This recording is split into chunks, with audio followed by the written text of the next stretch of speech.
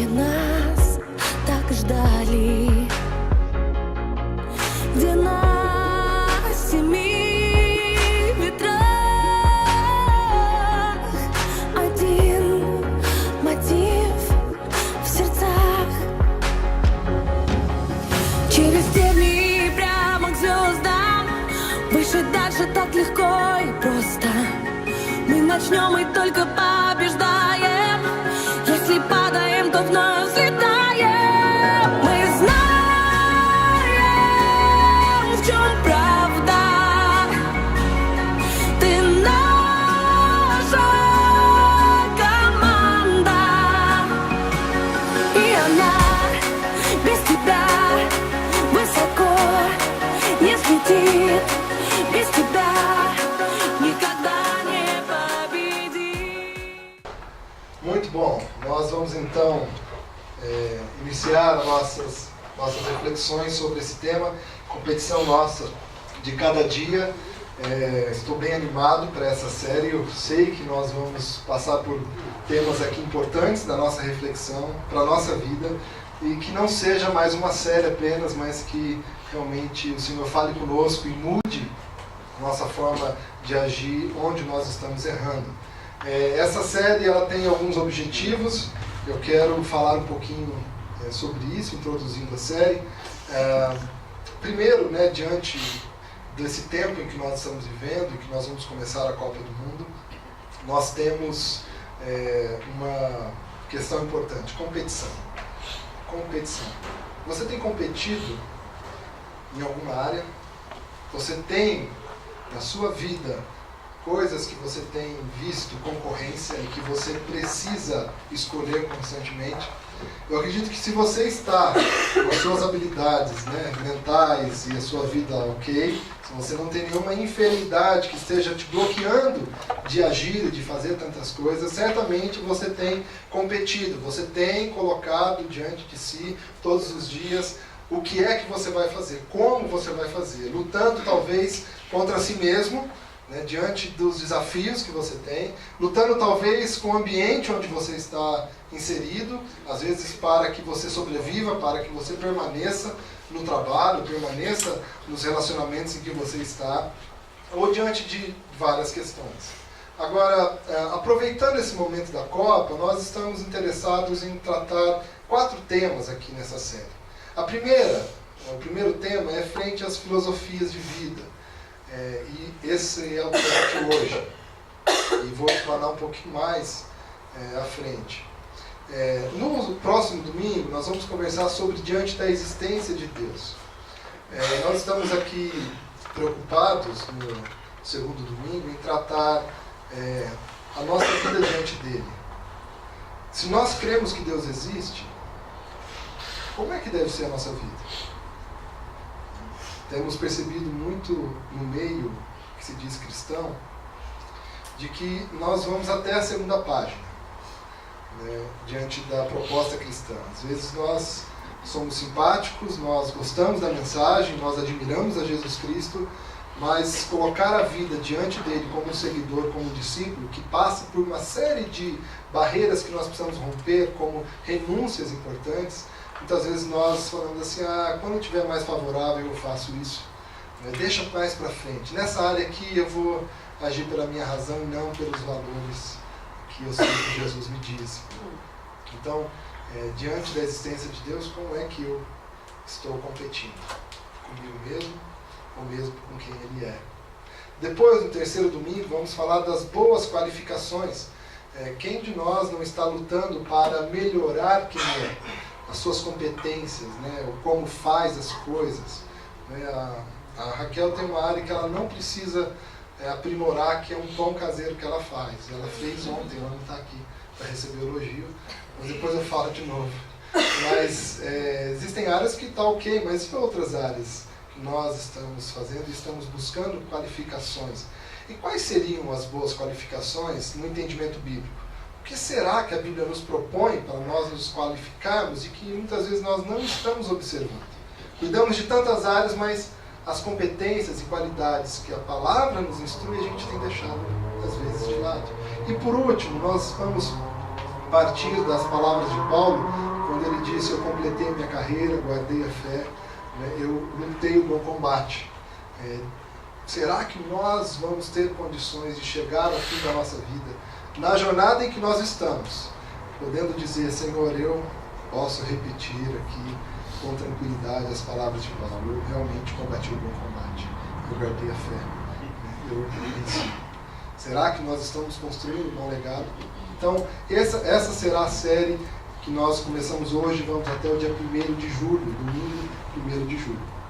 Assim, a série será baseada, que essa é uma coisa importante para eu te dizer, porque eu quero também convidar você para, ao longo dessa série, você meditar nesse texto bíblico. Nós vamos basear a nossa série no livro ou na carta de Paulo a Timóteo. Tá bom? A primeira carta de Paulo a Timóteo que dará a base para a nossa série. Nela nós vamos buscar os ensinos de Deus. É importante observar que essa é uma epístola, né? é uma forma literária de escrever uma carta, é uma epístola pastoral. Então, escrita por Paulo, mentor de Timóteo, visando a solidificação da vida de Timóteo e também da igreja na cidade de Éfeso. Por que eu quero dar esse destaque?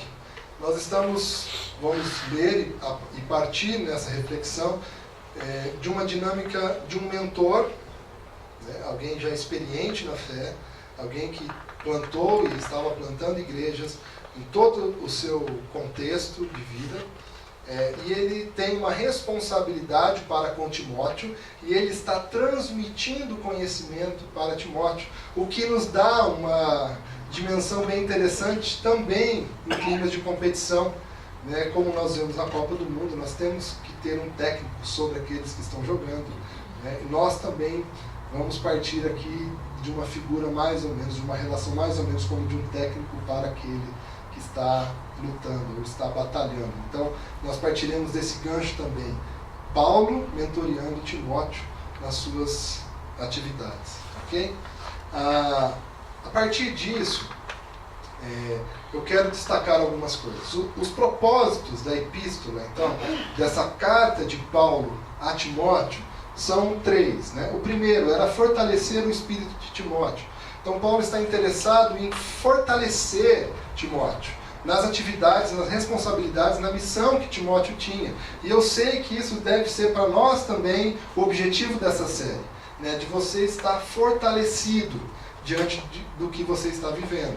Então, eu espero que isso também ocorra no seu coração, na sua vida.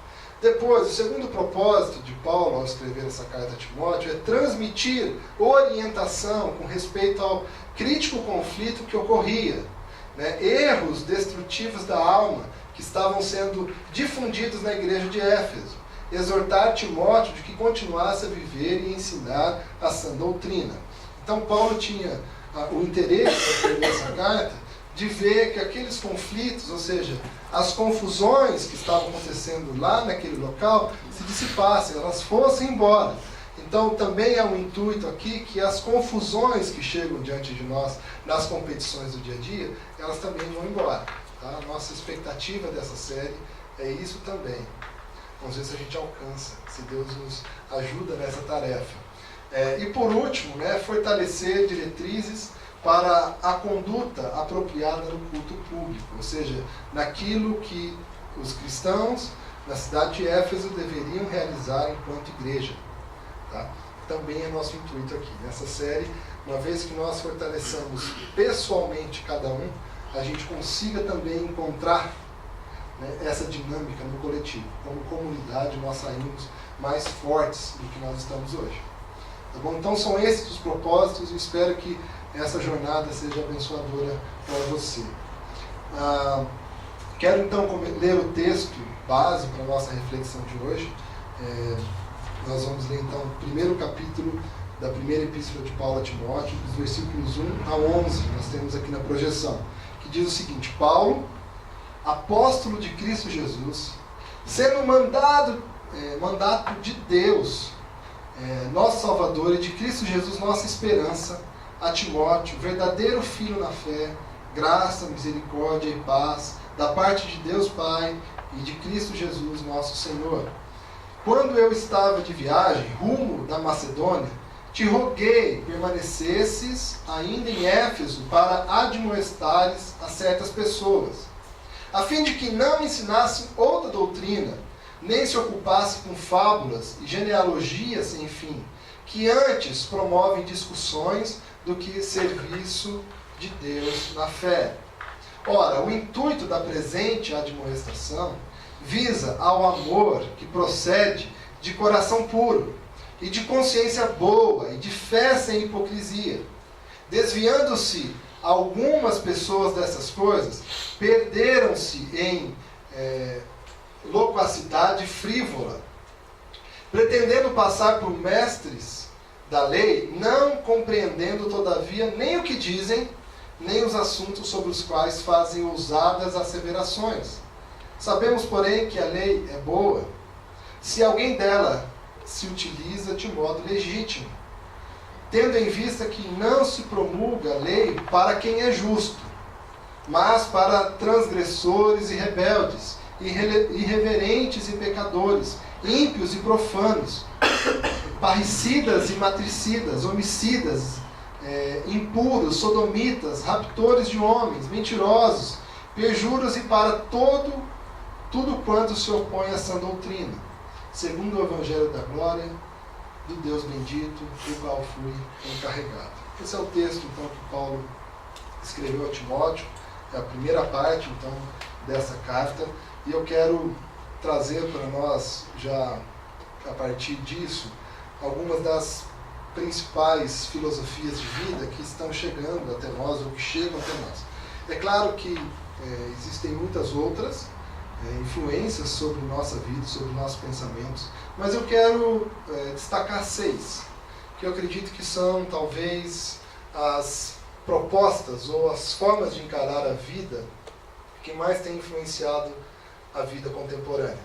A primeira que eu quero destacar é o utilitarismo, né? Não é deste século, não é do século passado, mas ele vem com uma proposta a partir do século XVIII de uma forma muito sutil, entrelaçada nos pensamentos econômicos e filosóficos, mas que combina um pouco com a natureza humana, por isso tem vazão e por isso vai nos influenciar.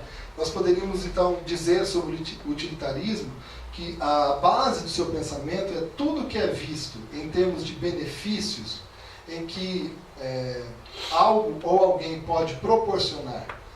Pensa-se em utilidade de pessoas, bens e conhecimentos. Se não é possível identificar a utilidade, então não serve.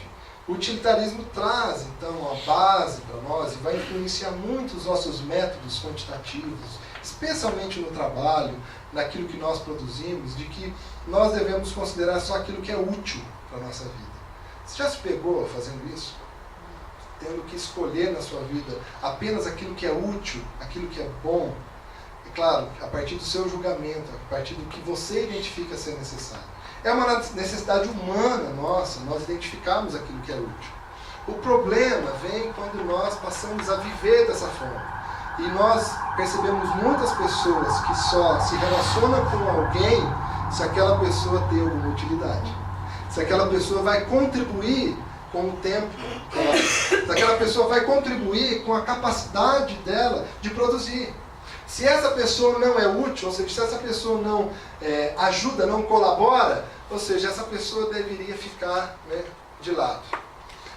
Nós muitas vezes vamos fazer isso naturalmente com os bens, mas é muito problemático quando a gente começa a fazer isso diante das outras pessoas, especialmente diante de Deus. Quem vai ter uma vida muito influenciada com o utilitarismo vai sempre questionar Deus: por que esse caminho? Senhor, por que esse sofrimento? Eu não vejo utilidade nesse sofrimento. Eu não vejo, Senhor, propósito nisso. Isso não está me ajudando a viver. A mente utilitarista fala: Senhor, eu só quero que você me traga aquilo que eu realmente considero que vai cooperar com a minha vida. E é claro que Deus não é um Deus utilitarista. E é por isso que Ele não submete-se aos nossos pedidos. Porque Ele nos traz coisas muito além do que nós identificamos como úteis. Imagine a sua vida se você só conseguisse trazer para si aquilo que lhe é útil. Será que você consegue mapear tudo que é útil? É por isso que na cooperação de Deus para com a nossa vida, ele contradiz a lógica. Mas é um pensamento forte que vem sobre nós hoje e que vai competir aqui dentro com o que nós somos e com a proposta de Deus para nós. Uma segunda influência sobre a filosofia de vida é essa questão do consumismo. Já trouxe isso em outra série, já falamos bastante com mais detalhes sobre o consumismo. Agora, o consumismo tem uma base interessante, de que ele busca, é uma busca, né, por bens materiais que podem contribuir para a definição da identidade pessoal diante das pessoas, relacionamentos e sociedade. Muitas vezes nós também estamos inseridos num ambiente ou estamos vivendo de uma forma em que eu falo assim, olha, eu preciso ter aquela caneca da CJP, não é propaganda, né? Mas para que eu seja respeitado naquela igreja. Então, quando eu tiver uma caneca como a do pastor, né, e vou sentar na mesa e colocar assim, eu vou falar assim, poxa, é alguém da liderança. Porque o bem vai definir quem é. O bem vai dizer se você importa. O bem é que vai dizer para você, ou para as pessoas, que você é uma pessoa inteligente, bem-sucedida e assim por diante. Por isso nós temos uma vida hoje contemporânea, onde nós atrelamos a nossa vida a marcas. Que tipo de roupa você usa, que tipo de carro você dirige, que tipo de apartamento você compra. Isso vai dizer sobre quem você é. E quantas vezes nós não estamos buscando no consumismo a afirmação do nosso ser? E você já está dizendo, talvez para si agora, eu acho que eu tenho um pouco de utilitarismo, eu tenho um pouco de consumismo. Quem é puro em alguma dessas esferas? Ninguém. E é exatamente isso que nós temos que ver aqui. Nós temos influências de várias fontes. Eu quero trazer apenas 6. A próxima que eu colocaria é esse niilismo, né? Muitos talvez não estão próximos dos pensamentos filosóficos, mas o niilismo ele tem como base a atitude de desconsiderar as crenças e valores tradicionais e acreditar que não há qualquer sentido ou utilidade na existência. O niilismo, então, é esse pensamento ou essa forma de viver esvaziando-se. Você já percebeu nos nossos dias também muitas pessoas que não querem saber de tudo que é tradicional do pensamento, falam isso não serve, isso é antigo.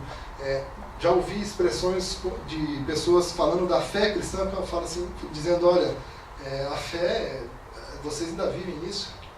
Isso é antigo, isso é demodé. Isso é old fashion. As pessoas do dia a dia não deveriam fazer isso.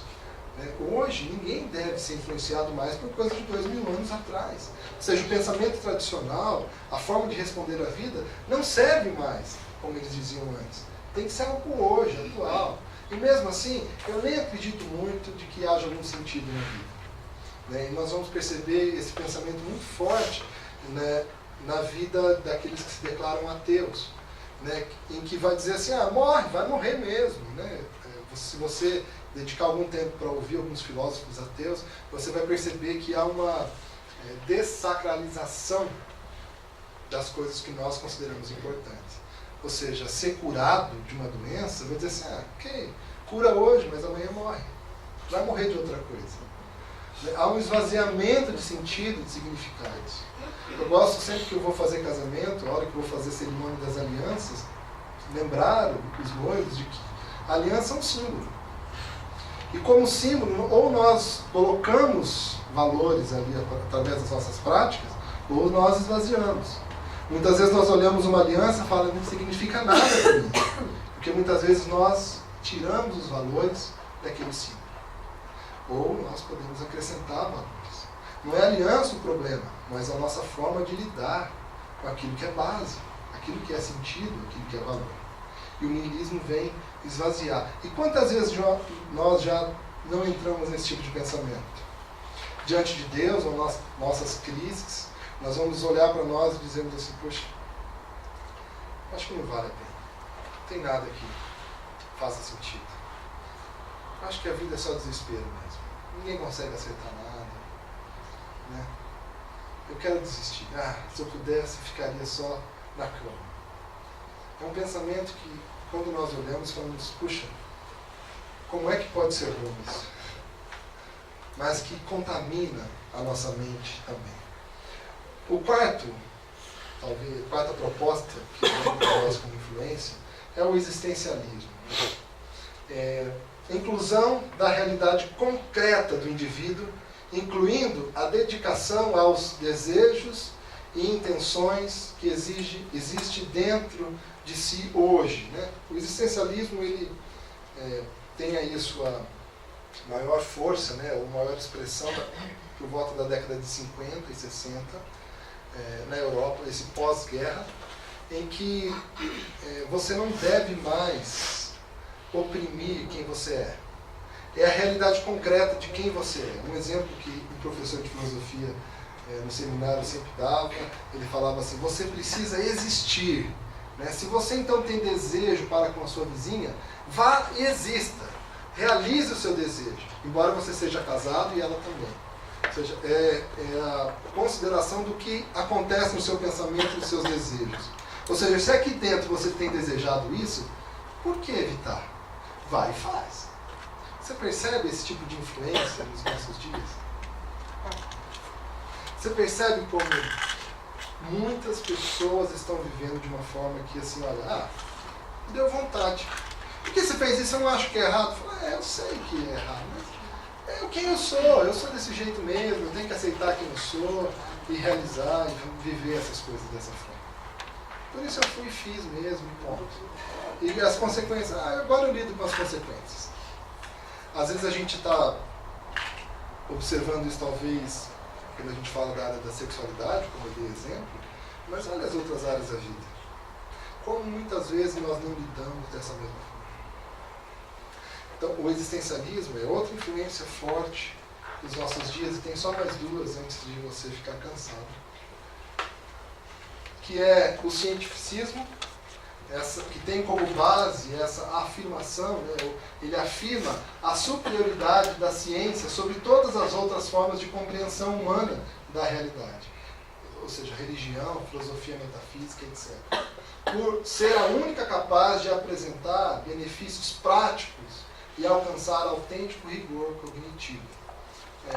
Essa é uma outra influência forte dos nossos dias, onde nós falamos assim, você consegue provar para mim que é assim? Você fala, não. Fala, então, desculpa, não quero saber. Você consegue provar que tal coisa é assim? Não. Fala, ok, quando a ciência provar, eu sigo. Existe, claro, várias limitações a isso. Eu acho que quando nós usamos o rigor científico para crescermos, desenvolvermos, conhecer tantas coisas, é importantíssimo você usar o método, né, para você conhecer mais e aprimorar. O problema é quando você traz um método científico, que é de descoberta, de descrição de objetos, de coisas que nós estamos estudando, quando você traz esse método para a sua forma de viver. E aí você começa a só importar e trazer para si aquilo que você consegue comprovar. E aí é complicado, né? Porque tem muitas coisas que nós não conseguimos compreender ainda, e podem ser boas, e que nós não vamos conseguir, e outras que a gente nem imagina, né, que a nossa razão ainda não consegue alcançar, e o problema maior é quando a gente começa a ter algum tipo de enfermidade na razão, na mente. Como é que vive? Se tudo na nossa vida é baseado na razão.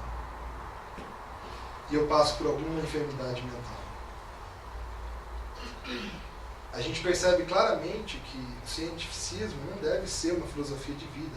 Pode ser um método para nós conhecermos as coisas melhores, mas é um estilo de vida.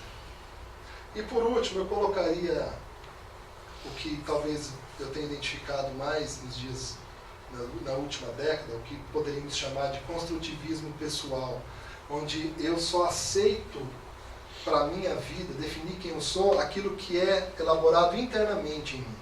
Ou seja, uma definição de que vem de fora para dentro eu não aceito. Ou seja, alguém diz para você, você deveria viver assim, você fala, ok.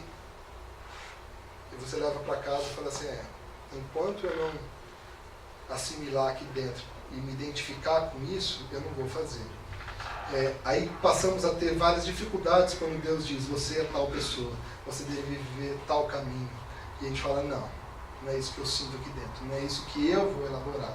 Daqui vem esse pensamento, por exemplo, das opções de gênero, né? As suas escolhas. Você é quem decide o seu gênero, se você é homem ou mulher, se é do sexo masculino ou feminino. Como se algumas... E aí, eu acho que entra o problema, é que existem várias definições sobre quem nós somos que nós não temos condição nem capacidade de definir, que já vêm prontas. Porque Deus nos criou assim. Deus nos criou homem e mulher. E quando nós vamos lidar com essas opções, achando que nós podemos decidir, nós importamos para dentro de nós uma série de problemas que nós vamos lidar e que nós não vamos encontrar respostas. E esse tipo de linguagem, esse tipo de filosofia de vida tem crescido muito. E nós estamos, muitas vezes, mesmo como cristãos, também achando, não às vezes na sexualidade, mas em outras áreas, que nós só podemos viver aquilo que eu elaboro internamente. Desconsiderando, por exemplo, as instruções de Deus. Como eu disse no meio, nós não somos puros em nenhuma dessas filosofias, mas elas chegam até nós. E isso está aqui, todos os dias. Nós, na nossa competição diária, tendo que lidar com as coisas que vêm para todos nós. Quando nós passamos por um quadro desse, você fica como eu, olhando para isso, dizendo assim, uau, parece que eu estou nu diante do espelho, estou vendo tudo. Será que você se vê de frente para um espelho, falando assim, essas coisas estão em mim, essas coisas estão em mim. Não de forma pura, mas misturada. E de alguma forma eu fico nessa batalha de como lidar com tudo que está à minha volta. A partir disso, eu quero colocar aqui as palavras de Paulo, falando para Timóteo, o seu discípulo. Ele estava dizendo o seguinte: quando eu estava de viagem, rumo da Macedônia, te roguei que permanecesses ainda em Éfeso, para admoestar a certas pessoas, a fim de que não ensine outra doutrina, a fim de que nem se ocupem com fábulas e genealogias sem fim. Paulo está mostrando que naquele tempo existia coisas assim. Não é o fruto só do nosso tempo, mas de que muitas propostas de vida estavam presentes. Qual é a instrução de Paulo a Timóteo? Para que ele ensinasse as pessoas da igreja que não se dedicassem àquelas formas de viver, mas que tomassem por base a sã doutrina. O que era um item característico dessas genealogias que Paulo vai falar é de que cerca de 2 a 1 século antes de Cristo vir, havia algumas compilações que tentavam contar a história de Deus desde o início de Gênesis até aquele momento. Só que eram histórias que continham fábulas e muito mais extensas do que os escritos bíblicos. E muitos anciãos e até mesmo professores lá da igreja de Éfeso estavam passando mais tempo lendo e ensinando esses escritos do que necessariamente a palavra de Deus e a vida em Cristo. E aí Paulo vai orientar Timóteo: olha, não se dediquem a essas coisas. Então, a primeira instrução de Paulo para o fortalecimento de Timóteo era que ele abandonasse a dedicação, ou não deixasse com que a dedicação a essas outras filosofias chegasse até ele. Essa é a primeira coisa que nós encontramos na palavra. Existem muitas possibilidades de você viver, muitas influências. Mas a palavra nos instrui que nós devemos concentrar a nossa mente, nosso coração na sã doutrina. Eu sei que é muitas vezes um esforço para nós, mas é por isso que a proposta cristã considera a oração e leitura diária como prática cristã. É prática que nós devemos assimilar para que dia após dia nós nos tornemos cada vez mais parecidos com Cristo, sob a influência de Deus, e não pelas outras filosofias que chegam até nós. Se nós pararmos para pensar de onde nós recebemos as influências das filosofias, e o tempo que a gente passa a receber a influência da palavra, a gente tem que concordar que a gente recebe muito mais influência de qualquer outra coisa do que da palavra de Deus. Entende por quê? Que quando nós instruímos que a vida cristã deve ser baseada na palavra, ou seja, na meditação, na leitura, no estudo da palavra, nos encontros de pequenos grupos, na reflexão dominical, nós estamos instruindo para que nós estejamos fortalecidos e consigamos lidar com as outras propostas de vida que chegam até nós. Então, essa é a instrução bíblica para nós vivermos e competirmos com o que chega até nós. Ainda, Paulo vai dizer no versículo 5 que nós lemos: ora, o intuito da presente administração visa ao amor que procede de coração puro, de consciência boa e de fé sem hipocrisia. Paulo está dizendo o que a dedicação à sã doutrina, ou seja, à palavra de Deus, ao ensino de Deus, vai gerar em nós. Vai gerar o amor, né, na nossa vida, que procede, ou seja, que tem como base um coração puro, um coração que está tratado, que não está lidando com impurezas, com distorções da vida, mas um coração que está puro diante do Criador e da boa consciência que a sã doutrina, que a palavra, que o ensino de Deus traz para todos nós. E essa fé sem hipocrisia, de forma que eu posso falar que creio em Cristo, sem que isso seja mentira, sem que isso seja apenas o discurso e não na verdadeira vida. Então, o que Paulo está instruindo Timóteo, e chega para nós como instrução para nós vivermos hoje, é que viver diante da sã doutrina traz para nós o amor.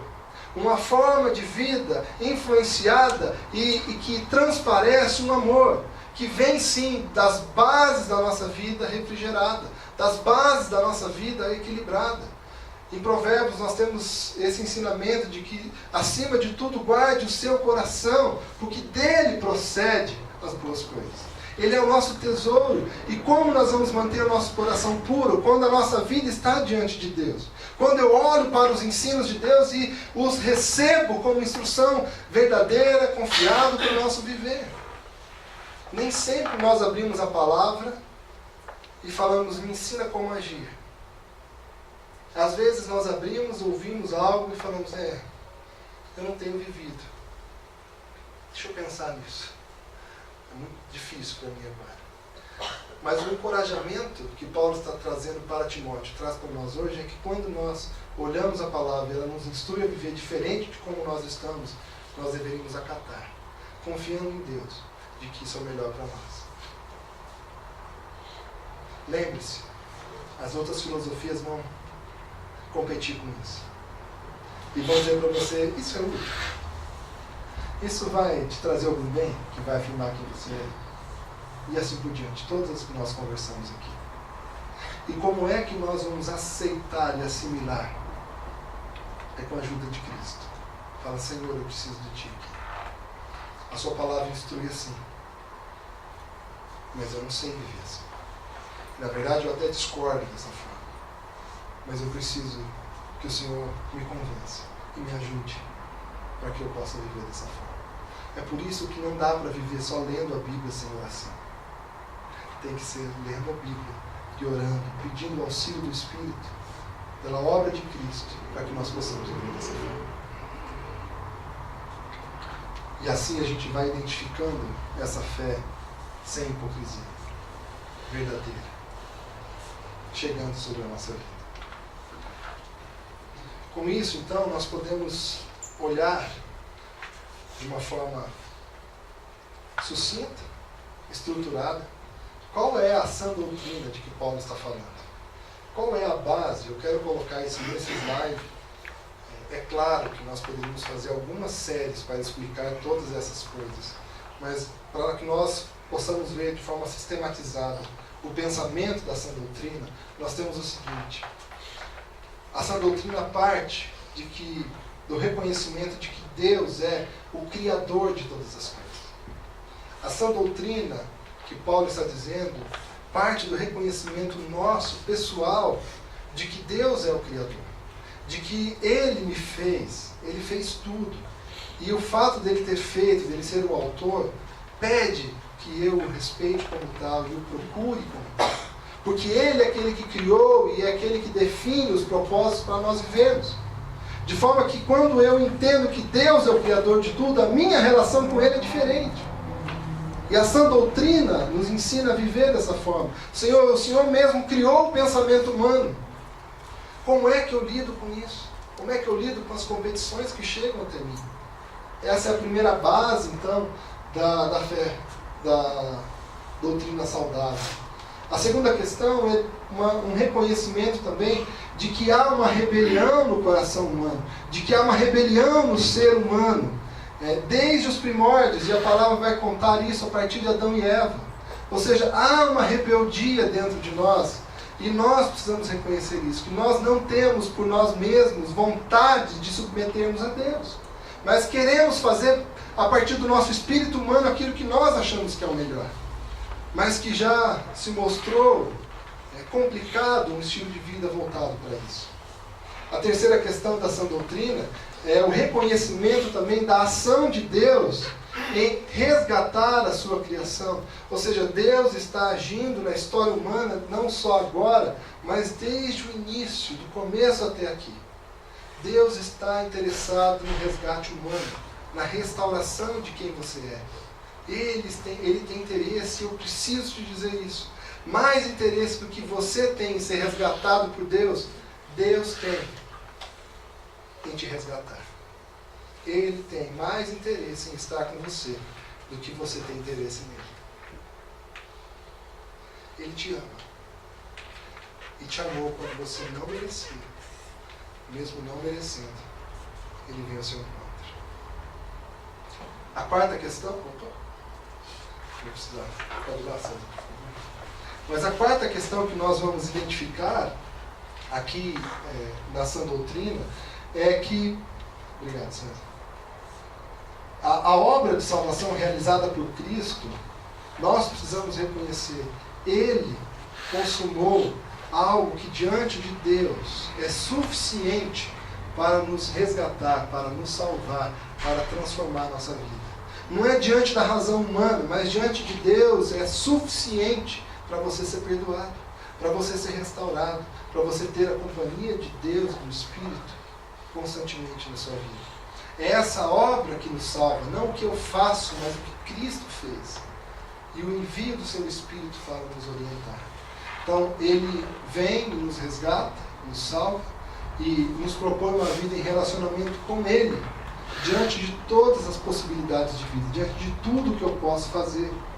Ou seja, uma vez que eu coloco a minha vida em Cristo, que eu creio nele, eu recebo dele a companhia para tudo que eu for viver, na profissão que eu tenho, e na casa onde eu moro e tudo mais. E por último, a sã doutrina vai colocar então o reconhecimento de que a restauração completa, ou seja, nós já começamos a experimentá-la, mas ela não está completa hoje, mas a completa, ela virá, né, da criação de Deus. E isso acontecerá em breve. A palavra vai dizer isso em breve. É claro que na projeção humana de tempo, a gente fala, poxa, Jesus já disse isso há 2000 anos e até agora, isso é breve.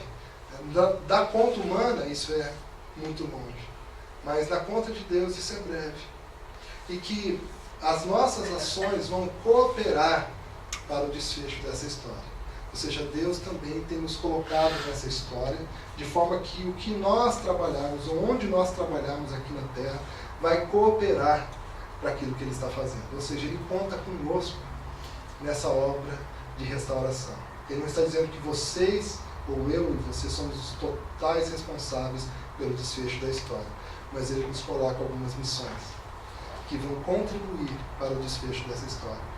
A missão, coração de estudo, é a nossa proclamação de quem é Jesus.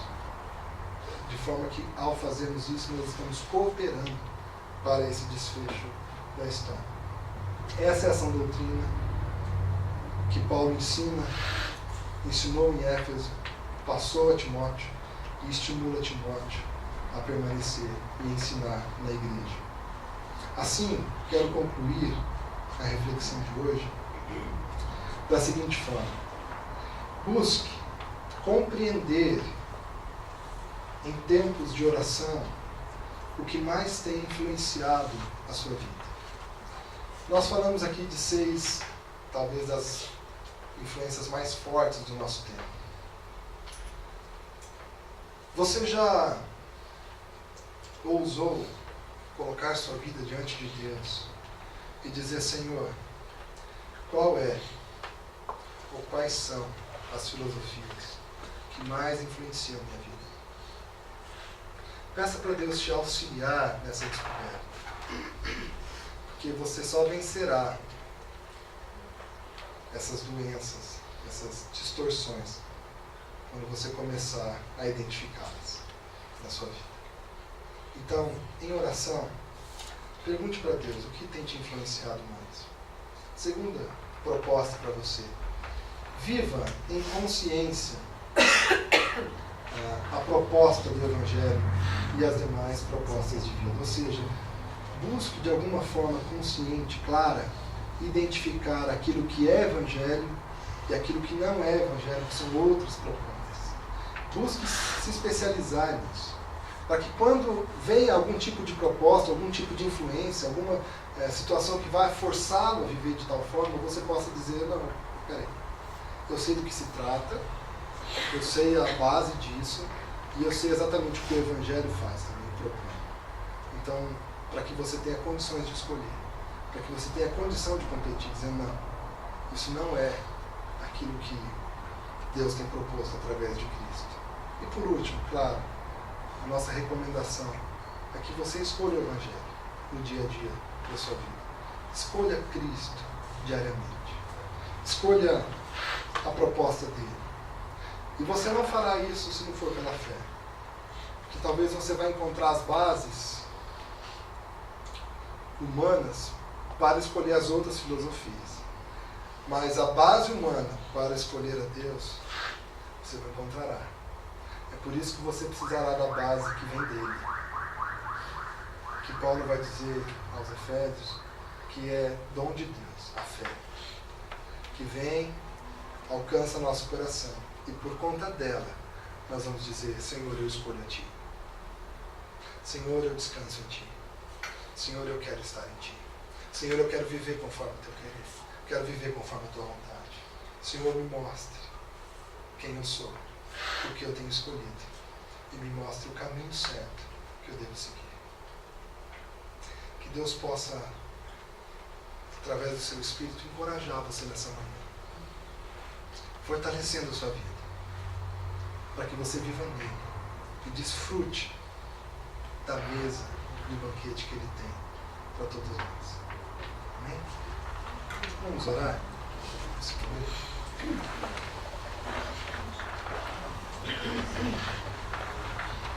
Senhor, nós estamos aqui buscando na Tua Palavra identificar aquilo que é a Sua vontade para nós. Pai, mas não há nada mais profundo do que quando o Seu Espírito fala conosco e testifica ao nosso espírito qual é a Tua vontade. Nesse momento, então, eu peço que o Teu Espírito testifique, ou seja, testemunhe a cada um que aqui está e dos que estão ouvindo essa reflexão. Que o Teu Espírito testifique que a Tua vontade é o melhor. E que nós possamos descansar em Ti, entregar a nossa vida para Ti, para vivermos conforme o Teu querer. Abençoe, Senhor, cada pessoa nas batalhas diárias, nas propostas, nas filosofias, nas distorções que chegam todos os dias para nós, mas que nós saibamos usá-las se forem concordantes com a Tua palavra. Quando não forem, que a gente saiba descartá-las. Peço o Teu auxílio. Nós oramos em nome de Jesus. Amém.